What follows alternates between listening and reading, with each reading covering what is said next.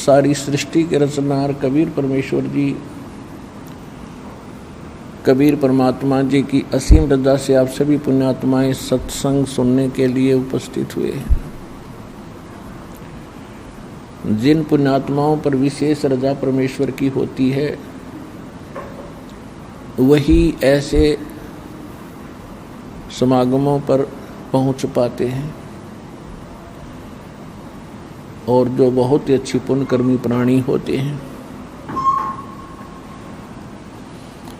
परमात्मा सत्संग परमात्मा ही किया करते हैं, क्योंकि सत्य भगवान ही बोल सकता है, सत्य परमात्मा ही बता सकता है।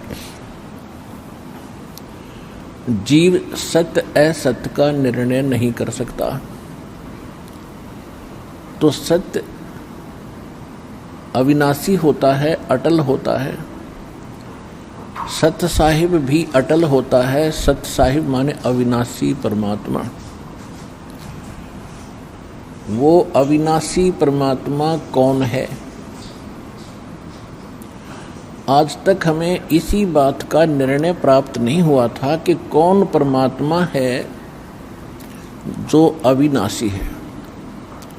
जैसा हमारा जन्म पवित्र हिंदू धर्म में होने के कारण वर्तमान में हम अपने धर्म गुरुओं से सुना करते थे, श्री विष्णु जी अविनाशी हैं, अजरो अमर हैं।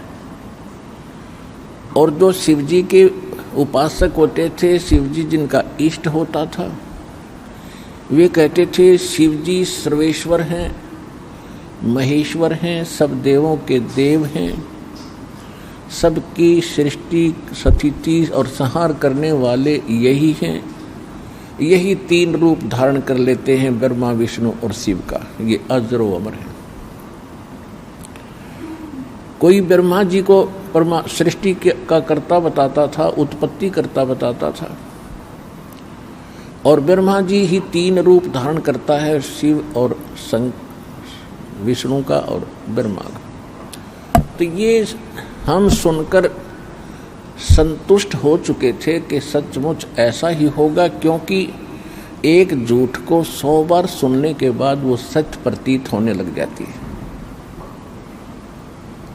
और हमने तो ये लाखों बार सुन रखी थी, हमारे लिए तो फाइनल हो गया था। कोई ये कहने वाला नहीं था कि ब्रह्मा विष्णु महेश नासवान है। तो ये जो ज्ञान किसने दिया था? ये हमारे धर्म गुरुओं ने दिया था।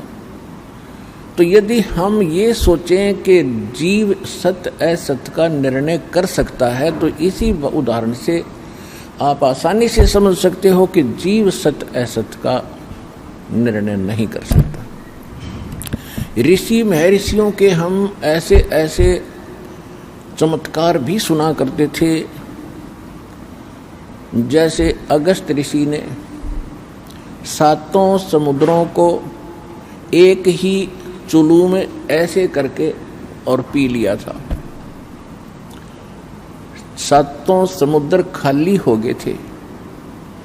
तो हम इसको क्या समझेंगे कि अगस्त ऋषि एक बड़े महापुरुष और परमात्मा प्राप्त व्यक्ति थे, ऋषि थे। फिर हम क्या सुनते थे कि श्री कृष्ण जी ने गोवर्धन पर्वत को उठा लिया था, गिरिराज को, छोटी तर्जनी उंगली पर। तो हमारे लिए फाइनल हो गया था कि जो इतने बड़े पहाड़ को उठा सकता है तो ये परमात्मा फाइनल है। तो इन बातों से परमात्मा की परिभाषा हम जो सुना करते थे हमारे लिए अंतिम हो चुकी थी। और परमात्मा के अभिधान में, सूक्ष्म वेद में और सभी इन सदग्रंथों में, पवित्र पुराणों में, पवित्र वेदों में, पवित्र श्रीमद् भगवद गीता में आज हमने क्या पढ़ा? जो हमारे शिरोधार्य सदग्रंथ थे और सत्य, बिल्कुल सत्य सदग्रंथ थे, उनमें हमने आज क्या पढ़ा? श्री देवी भागवत पुराण, देवी पुराण, गीता प्रेस गोरखपुर से प्रकाशित, सचित्र मोटा टाइप, इसके 123 पृष्ठ पर स्वयं भगवान विष्णु कह रहे हैं, अपनी माता दुर्गा की वो स्तुति कर रहे हैं, प्रशंसा कर रहे हैं, महिमा गा रहे हैं। तुम शुद्ध स्वरूपा हो, यह सारा संसार तुम्ही से उद्भासित हो रहा है। मैं ब्रह्मा, विष्णु जी कह रहे हैं, मैं ब्रह्मा और शंकर ये सब आप ही की कृपा से हम विद्यमान हैं। हमारा आविर्भाव माने जन्म और तिरोभाव माने मृत्यु होता है। हम नित्य नहीं हैं, हम अविनाशी नहीं हैं, और आप नित्य हैं, प्रकृति देवी है। शंकर भगवान कहते हैं कि हे माता, जब सबसे पहले ब्रह्मा, विष्णु जी और ब्रह्मा जी जब आपसे उत्पन्न हुए हैं, तो क्या मैं तमोगुणी लीला करने वाला शंकर आपका पुत्र नहीं हुआ? फिर क्या कहते हैं कि हम तीनों गुणों युक्त, हम केवल तीनों गुण युक्त, हम केवल नियमित कार्य ही कर सकते हैं। इससे कितनी बात सिद्ध होगी? एक तो ब्रह्मा विष्णु महेश नासवान है, और जो हम सुना करते थे इनके कोई माता पिता नहीं है, ये भी सिद्ध हो गया कि दुर्गा इनकी माता है। पिता हम दूसरे कहीं और से आपको प्रमाणित करेंगे कि इनका पिता कौन है। शिव पुराण के अंदर रुद्र संहिता अध्याय 4 से लेकर 6 तक स्पष्ट कर दिया है कि ये दुर्गा जो है, ये अष्टंगी, ये काल रूपी ब्रह्म जो ब्रह्मा विष्णु महेश का पिता है, ये दुर्गा का पति है, ये काल भगवान है, काल भगवान। इसको ब्रह्म कहते हैं, वेदों में इसको ब्रह्म कहा है। और गीता अध्याय नंबर 8 के श्लोक नंबर 13 में ये स्वयं कहता है, गीता ज्ञान देते समय श्री कृष्ण में प्रवेश करके गीता ज्ञान दे रहा है यही कि मैं मुझ ब्रह्म का एक ओम मंत्र है। तो ये ब्रह्म है। इसको दूसरे शब्दों में श्रीमद् भगवत गीता अध्याय नंबर 15 के श्लोक 16 में इसको सरपुरुष कहा। सरपुरुष, सरपुरुष कहो, सरब्रह्म कहो। तो ये इनका पिता है। रुद्र संहिता अध्याय नंबर 6 में स्पष्ट किया है कि काल रूपी ब्रह्म, यानी इस काल से इसको सदाशिव भी कहा है, और दुर्गा के संयोग से श्री विष्णु जी का जन्म हुआ। और इसी प्रकार ब्रह्मा जी कह रहे मेरा जन्म भी इन्हीं दोनों से हुआ, दुर्गा से और काल से। फिर शिव पुराण के विद्वेश्वर संहिता के प्रथम अध्याय में नंदीकेश्वर बता रहे हैं, एक बार ब्रह्मा और विष्णु का आपस में झगड़ा हो गया, युद्ध हो गया। किस बात पर? इसी भ्रम में कि ब्रह्मा जी कह रहे थे मैं तेरा पिता हूं विष्णु जी को, क्योंकि मैं सारे सृष्टि का पिता हूं, जनक हूं।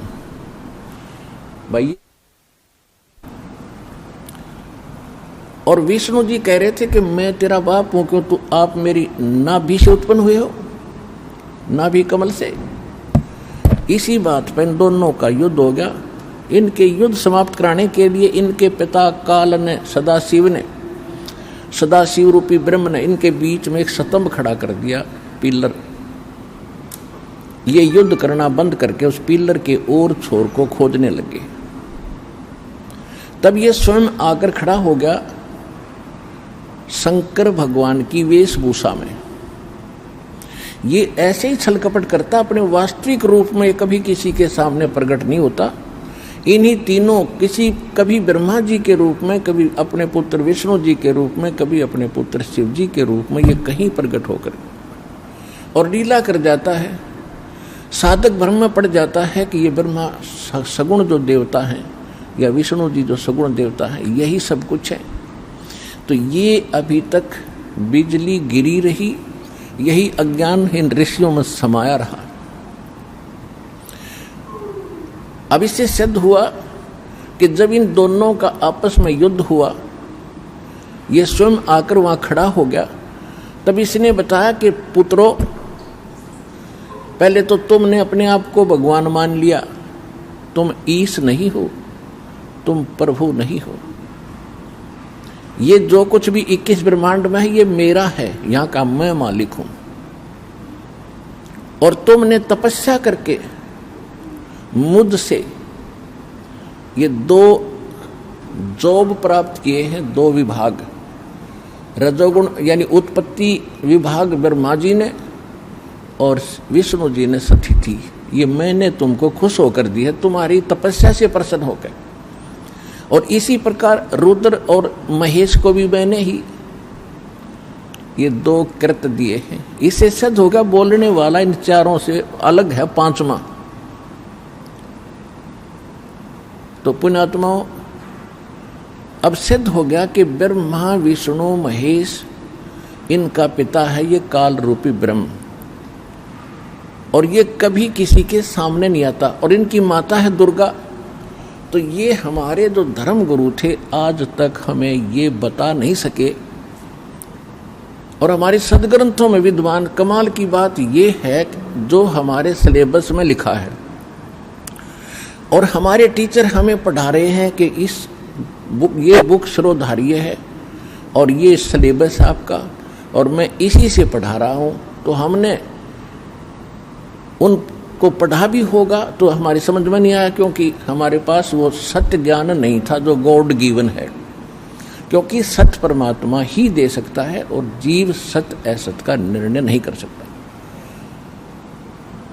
और फिर देवी पुराण के अंदर वही सचित्र मोटा टाइप गीता प्रेस गोरखपुर से प्रकाशित के 414 पृष्ठ पे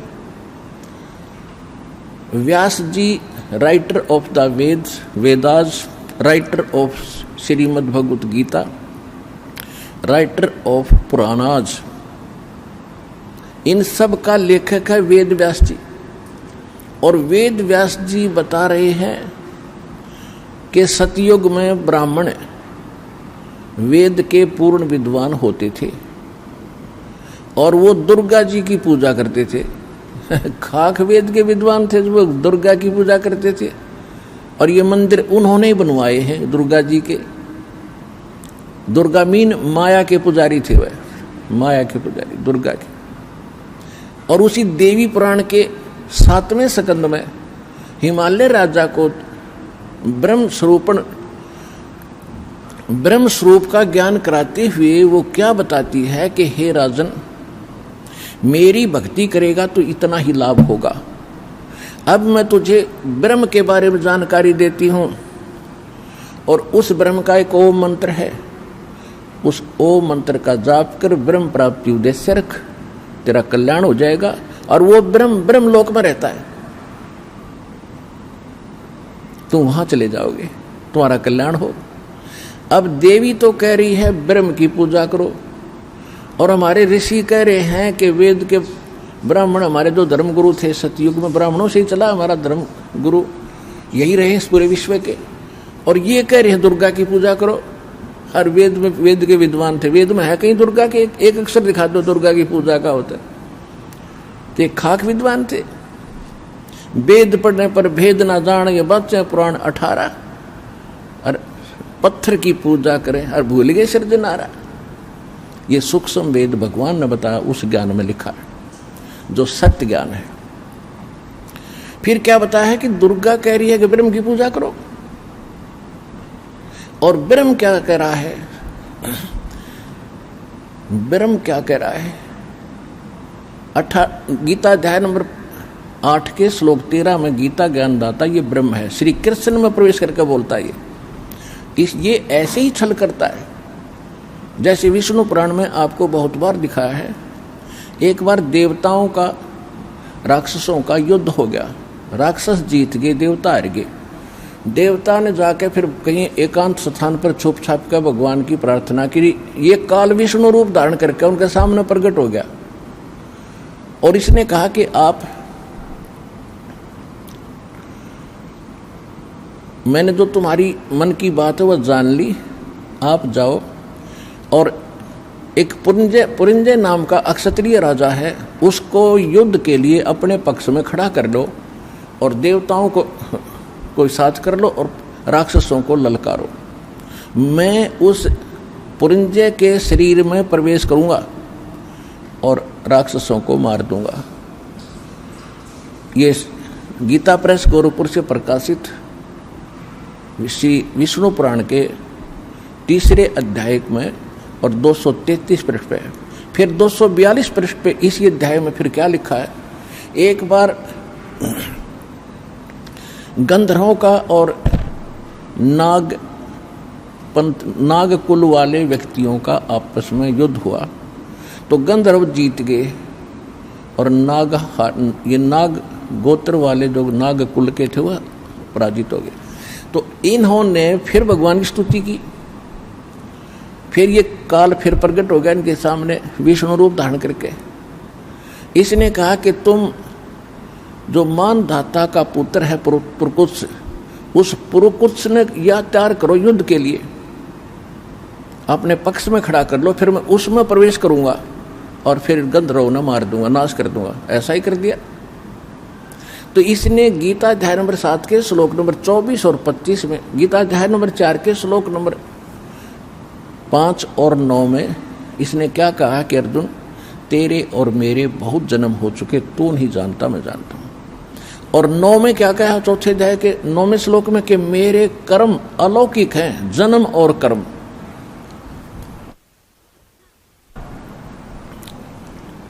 अब इसके कर्म अलौकिक कैसे हैं? जैसे प्रकुत्स में प्रवेश करके राक्षस मार दिए, पुरंजय में प्रवेश करके गंधर्व मार दिए, और जब महाभारत का युद्ध होने के लिए तैयार हो गया, आमने सामने सेना खड़ी होगी, और उससे पहले श्री कृष्ण मना कर रहा था भी युद्ध ना करो, बहुत जुल्म हो जाएगा। और यहाँ तक कह दिया था, पांडवों को समझा दिया था कि तुम 5 गांव मांग लो। ये कह दिया था आखिर में कि तुम मेरे पास चलो, वहां रह लेना, युद्ध ना करो। तो पांडवों ने लास्ट में 5 गांव डिमांड कर दी थी कि दुर्योधन सारी पृथ्वी में से 5 गांव दे दे, हम अपना निर्वाह कर लेंगे। श्री कृष्ण की शिक्षा मानकर उन्होंने युद्ध करना उस समय भी नहीं चाहा था, लेकिन विनाश काले विपरीता बुद्धि, दुर्योधन की विपरीत बुद्धि हो रही थी, नहीं माना। श्री कृष्ण जी ने यहाँ तक कह दिया था कि एक तरफ मेरी सेना होगी और एक तरफ मैं अकेला हूँगा, क्योंकि सब डिवाइड हो रहे थे आधे आधे नाश करने के लिए। कोई उसके पक्ष में, कोई पांडवों के पक्ष में सेना राजा इकट्ठे हो रहे थे, काल ने तो करवाना था नाश। और श्री कृष्ण जी नहीं चाहते थे युद्ध हो, क्योंकि सतोगुण भगवान है, विष्णु जी के अवतार हैं। इन्होंने यहाँ तक कहा था कि एक तरफ मेरी सेना होगी, एक तरफ मैं खड़ा हूँ, मांग लो कौन सा किसने मांगना है। और सुन लो, मैं हथियार भी नहीं उठाऊंगा। अब पांडवों का रिश्तेदार था वो अर्जुन का साला, अब वो तब उनकी मजबूरी थी कृष्ण को मांगना। दुर्योधन ने सेना ले ली, कृष्ण जी अर्जुन और के पक्ष में खड़ा हो गया, पांडवों के पक्ष में। तो वही श्री कृष्ण 3 बार मना करने गया था, युद्ध ना करो, जुल्म हो जाएगा, शांति दूत बनकर गया था। और फिर जब आमने सामने सेना खड़ी है और अर्जुन कह रहा कि मैं लड़ूंगा नहीं, मैं युद्ध नहीं करूंगा भगवान, इससे अच्छा तो हम भिक्षा मांग कर खा लेंगे, पर ये जुल्म हम नहीं कर सकते। उस समय श्री कृष्ण अगर अपने होश वास में होता तो ये कह देता, भाई बहुत अच्छी सोची तुमने, अब तो कुछ नहीं बिगड़ा और चलो। लेकिन उसी समय काल प्रवेश कर गया श्री कृष्ण जी में, जैसे प्रकुत्स और पुरंजय में प्रवेश करके इसने नाश कराया था। जब अर्जुन तैयार हो लिया युद्ध करने के लिए, श्री कृष्ण से निकल के अर्जुन में प्रवेश कर गया। एक का मारा था 20 मरे थे, एक तीर मारा था 20 सामने का निकल गया था, उद्मस करवा दिया और पाप क्रम लिखवा दिए सारे पांडवों के गले में, मस्तक में लिखवा दिए। अब गीता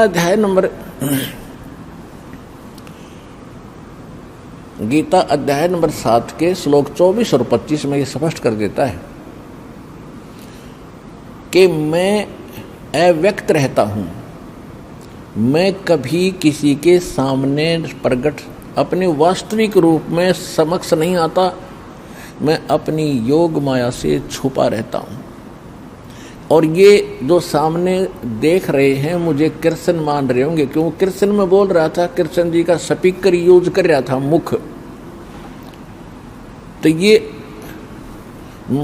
जो सभी जो मनुष्य सामने खड़े हैं, ये मुझ अव्यक्तम माम अव्यक्तम व्यक्तिम आपनम मनन्ते अबुधा, ये बुद्धिहीन लोग मुझ अव्यक्त को व्यक्तिम आपनम यानी व्यक्ति रूप में श्री कृष्ण रूप में आया हुआ मान रहे हैं। मैं कृष्ण नहीं हूं। ये मेरा अटल और अनुतम अवय सिद्धांत है। अनुतम माने घटिया, अवय माने अटल अविनाशी, ये सदा बना रहेगा।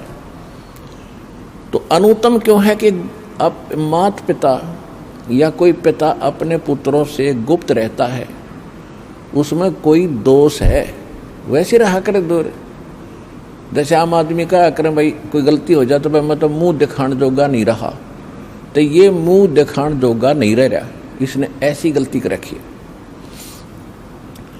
और ये 1 लाख मानव श्रीधारियों को खाता हमें और पालता है, ब्रह्मा जी के द्वारा पलवाता है, विष्णु जी हमें यहाँ रोक के रखता है, और शिव जी काट के 1 लाख को वहाँ भेज देता, कारण कुछ भी बनाता है। ये तीनों भी दुखी हैं इस कृत्य से, लेकिन ये इसके विवश है। अब जो प्रसंग चल रहा है हम उसी पर आते हैं। तो ये क्या कहता है, जो गीता ज्ञान दे रहा है, गीता अध्याय नंबर 11 के श्लोक नंबर 32 में स्वयं कहता है कि मैं काल हूं अर्जुन। और अर्जुन पूछ रहा कि हे महानुभाव आप कौन हो? कृष्ण जी का तो कृष्ण जी तो अर्जुन के साले थे, और साले को नहीं पहचान रहा, आप कौन हो? मैं आपको पहचान नहीं पा रहा हूं। तब इसने कहा कि मैं काल हूं और अभी परिवर्त हुआ हूं, अभी आया हूं मैं, और तू ना लड़ेगा तो भी मार डालूंगा इन सबको, ये सब मैंने मारने हैं।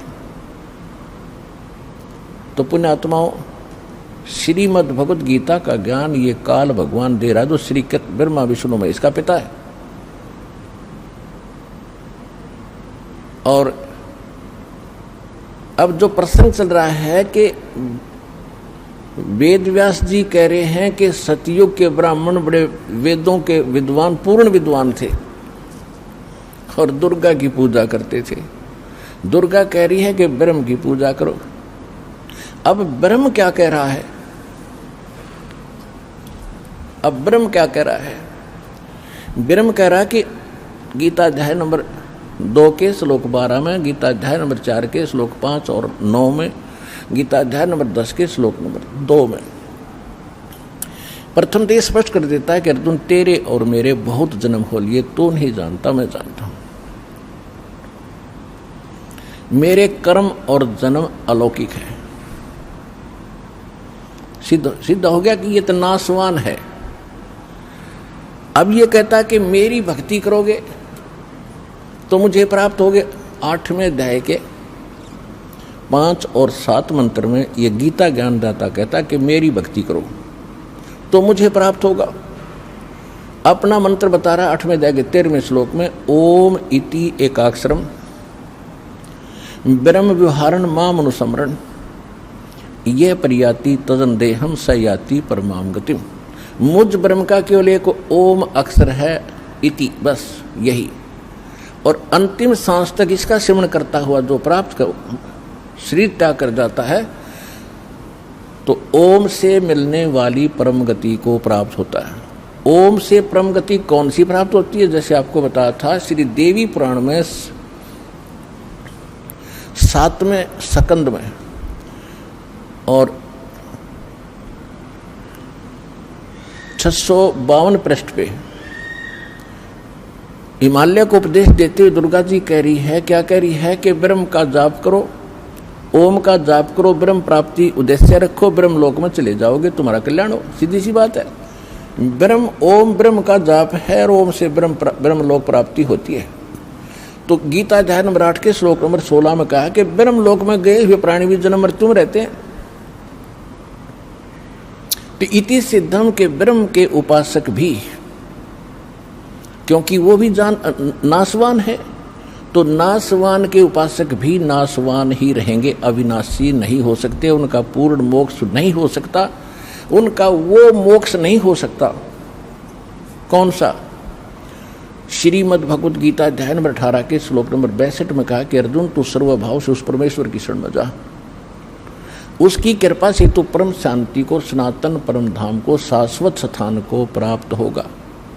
उसके विषय में ऑप्शन छोड़ दिया है चौथे अध्याय के 32 और 34 श्लोक में कि वो तत्व ज्ञान, वो परमात्मा ही स्वयं अपने मुख कमल से आकर बोलता है, वो यथार्थ ज्ञान है, वो सत्य ज्ञान है, वो सत्संग है। और उसमें विस्तार के साथ आध्यात्मिक यज्ञों यानी धार्मिक अनुष्ठानों की जानकारी विस्तार से दी गई है, वो तत्व ज्ञान है।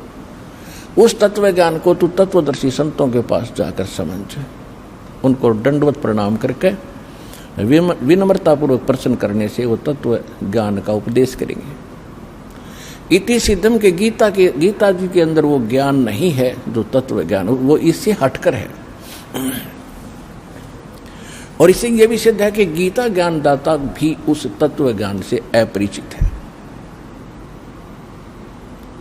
गीता अध्याय नंबर 15 के श्लोक नंबर 4 में कहा है कि जब तत्वदर्शी संत और तत्व ज्ञान प्राप्त हो जाए, उसके पश्चात परमेश्वर के उस पर परम पद की खोज करनी चाहिए, जहां जाने के बाद साधक फिर लौटकर कभी संसार में नहीं आते।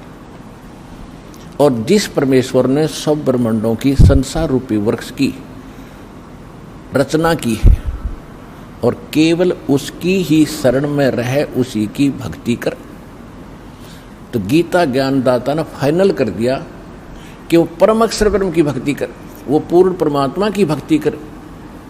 अब गीता अध्याय नंबर 7 के श्लोक नंबर 29 में गीता ज्ञानदाता बता रहा है कि जो मैंने ज्ञान दिया है कि तत्वदर्शी संत की खोज कर लो, और जो मेरे इस ज्ञान का आश्रय कर लेता है वो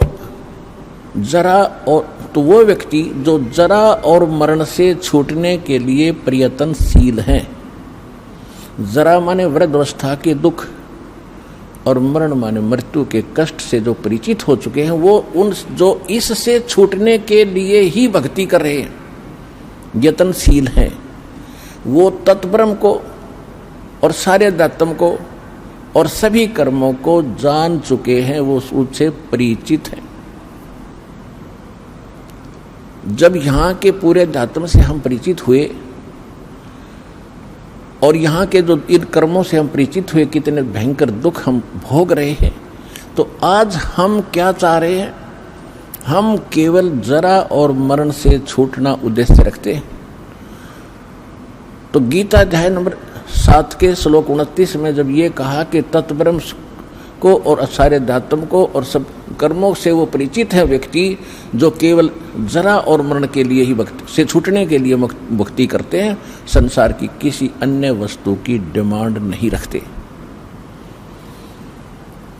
तो वो तत्ब्रह्म से परिचित हैं। तत्ब्रह्म तो गीता अध्याय नंबर 7 के गीता अध्याय नंबर 7 में श्लोक कुल 30 हैं। 29 में आपको बता दिया। 30 में इसने ये कहा कि जो मेरे तक सीमित है वो मुझे ही जानते हैं और किसी के तक उनकी बुद्धि जाती नहीं, क्योंकि उनको तत्वदर्शी संत नहीं मिला। फिर 8वें अध्याय का प्रथम मंत्र अर्जुन पूछता प्रथम मंत्र में कि हे भगवान, फिर वो तत्ब्रह्म क्या है? वो तत्ब्रह्म क्या है? कौन है वो तत्ब्रह्म? 8वें अध्याय के 3 श्लोक में गीता ज्ञानदाता ने कहा कि वो परम अक्षर ब्रह्म है। अब देखो, सरब्रह्म नाशवान भगवान, अक्षर ब्रह्म अविनाशी भगवान, और परम अक्षर ब्रह्म यानी उस अविनाशी से भी विशेष अविनाशी। अब हम आते हैं गीता अध्याय नंबर 15 के श्लोक नंबर 16 और 17 में। गीता अध्याय नंबर 16 के अंदर 2 पुरुष बताए। गीता अध्याय नंबर 15 के श्लोक 16 में 2 पुरुष बताए, सरपुरुष और अक्षर पुरुष। हम इनको दूसरे शब्दों में कहेंगे सरब्रह्म और अक्षर ब्रह्म। ब्रह्म माने भगवान, प्रभु, स्वामी, मालिक। सरब्रह्म तो ये सरपुरुष तो ये खुद है गीता ज्ञानदाता, ये 21 ब्रह्मांड का स्वामी है। और ये सर माने अविनाशी है ही, ये खुद भी मानता है मेरे और तेरे बहुत जन्म हो चुके। अक्षर ब्रह्म है, ये है सात संग ब्रह्मांड का स्वामी, लेकिन इसकी आयु बहुत घनी है, इसलिए इसको भी सथाई बोल दिया। सथाई जैसे एक तो मिट्टी चीनी का बना हुआ ये सफ़ेद कप होता है, प्लेट होती है, बर्तन, इनका तो मालूम है हाथ से छूटे फर्श पे गिरे टुकड़े टुकड़े, अंडरस्टूड है। और एक है स्टील के बर्तन, तो वो गिर भी जाएंगे, वो टूटेंगे नहीं जल्दी से, तो वो उससे तो घने सथाई है, इसलिए उनको भी सथाई बोल दिया। लेकिन नहीं, इनको भी जंग लगेगा और एक दिन ये बिना मिट्टी बन जाएंगे, इनका समय भले ही ज़्यादा हो।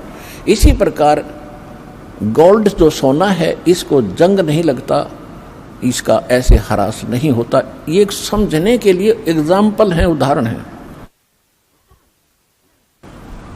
तो फिर क्या बताया है गीता अध्याय नंबर 15 के श्लोक 16 में, सरपुरुष और अक्षर पुरुष,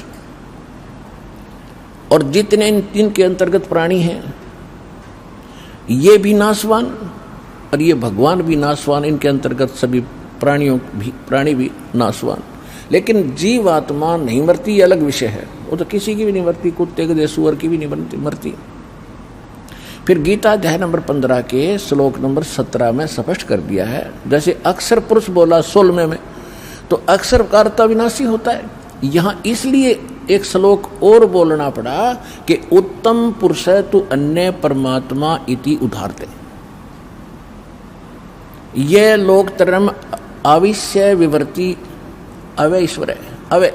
अवय माने विनाशी। इसका हिंदी अनुवाद ऐसा बनता है कि उत्तम पुरुष,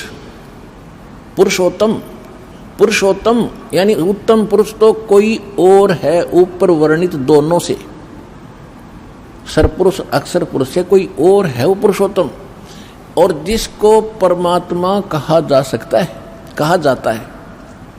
पुण्यात्मा परमात्मा का अर्थ होता है श्रेष्ठ आत्मा। और जो यहाँ क्या हाल हो रहा है, किसी की टांग कट गई, किसी का बेटा मर गया, किसी की बेटी मर गई, किसी की आंख फूट गई, कोई कोड में, कोई कैंसर से पीड़ित है, कोई दुर्घटना मर रहा है, और एक दिन लास्ट में सभी ने मरना है। तो जिस लोक का मालिक जो यहाँ का स्वामी है, क्या वो परमात्मा हो सकता है? नहीं, परमात्मा नहीं है ये।